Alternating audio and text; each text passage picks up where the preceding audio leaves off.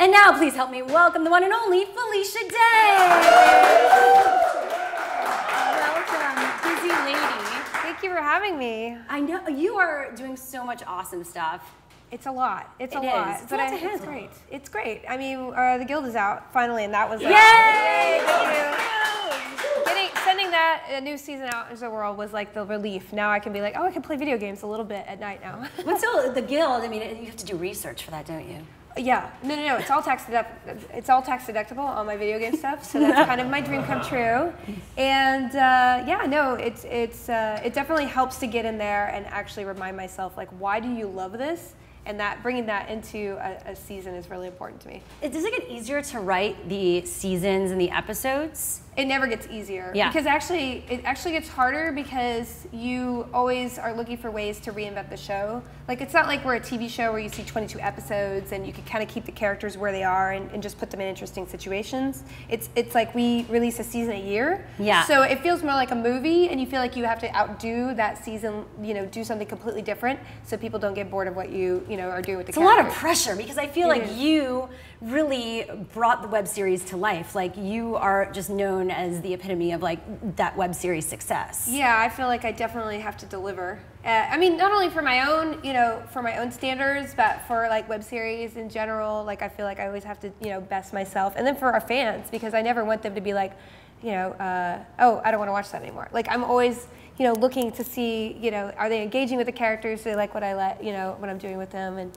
yeah, the season seems to be doing really well, so I'm happy. That's awesome. And now you become a programmer with Geek and Sundry, right? Yeah, it's like it's your whole new network. Yeah, that was, it was, I love to dive head first into a pool and not know where I'm going. Yeah. I mean, that's just my tendency in life, and definitely doing this channel was something that, it's a different kind of pool, and it's been a real learning lesson. We're actually at our 6-month mark right now. Congratulations. So 6 months, Geek and Sundry has been on the air, and just programming a whole slate, but at the same time, like, it's the business. Like we were talking, before, like it is a startup company. You're managing people, you're doing office space, you're just doing all these things that I, as a creator, am not used to doing. So it's been a 6-month learning process, but right now we're all working together really well. Yeah, is that the future of entertainment, where artists are are entrepreneurs as well? I think that the web kind of defines the entrepreneur artist. Yeah. I mean, really, that's where the opportunity, was open. The door was open to really, if you had that entrepreneurial spirit to, if you're creating something, get it out to your audience. Yeah. I think now, like, we're reaching a point where everything's so saturated. It's a delicate balance. Like, it gets to a point where it's so big you can't manage all aspects of it. Yeah. So you kind of have to be an entrepreneur or an artist now, and like. So now you can find whatever niche you want to do, whatever level of all that you want to do is kind of at your fingertips now. All right, well, we have a ton of questions coming in from the fan chat. So Shay, Carl, what's going on? Yes, we got a couple questions over here. The first of which is, when will you write a character for Shay Carl in the Guild? Wow.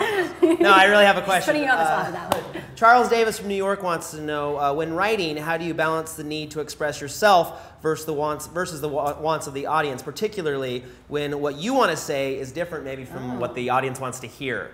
That's a really good question. Yeah. Well, actually, that's a big theme for this year in the Guild, actually. If you notice that the creator of the game, the character Floyd, who Codex goes to work for, he actually has a real problem with that sort of input. The first couple episodes we've seen, like, he's always looking at his phone, looking at comments, and like that was definitely inspired by my process in doing Geek and Sundry and being so glued to audience feedback and seeing how they like things that you kind of lose your own internal compass. Right. So I think it's a real delicate balance. As all of us know, we make web video and we make it for people to like it, and when people don't like it, it's so devastating. Yeah. But to let that kind of minority voice sort of like hamper your ability to create what you truly want to create it's a kind of tricky balancing act. Is there one show on the Guild that we should know, not on the Guild, on Geek and Sundry, that we should know about? Well, I mean, we have a lot of awesome shows. Like, all of our shows speak to things that I love. Yeah. Like, we have a comic show, Dark Horse Comics, that we just relaunched. We have a show on tabletop games called Tabletop.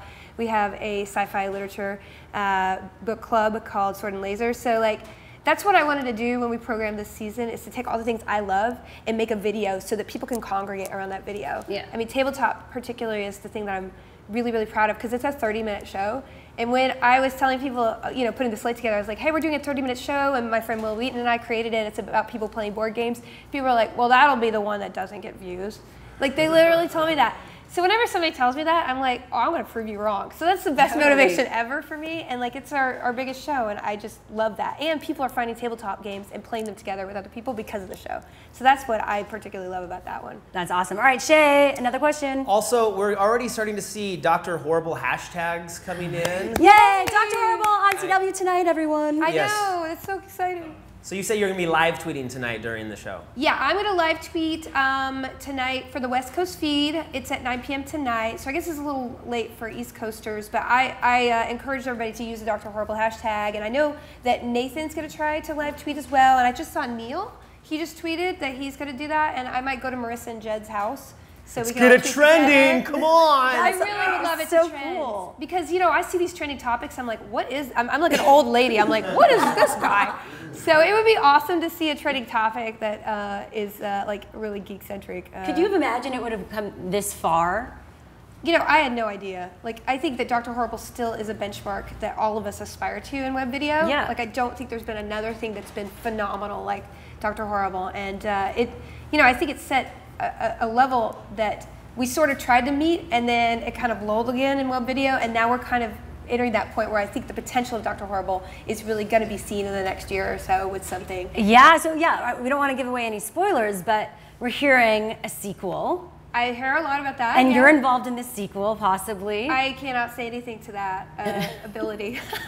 You know, if I'm included, that would be a blessing, and if I'm not, I'm still, I'm a huge supporter, and I think that they need to do a sequel, so it would be awesome either way. Yeah, it has an amazing cult following. You were saying, like we were saying, like Rocky Horror Picture Show. I remember getting together with my friends to watch it. No, everybody. Well, first of all, whenever I go to convention, everybody. There's so many pennies, and especially Dr. Horrible and Captain Hanover. There's so many cosplayers, and you know, I've been to screenings where they have a little packet, and you have your own spork. And whenever the Bad Horse chorus comes on, people are singing together, and they have a whole routine. It actually is morphing into like a Rocky Horror thing, which I think is the most awesome thing ever. Yeah.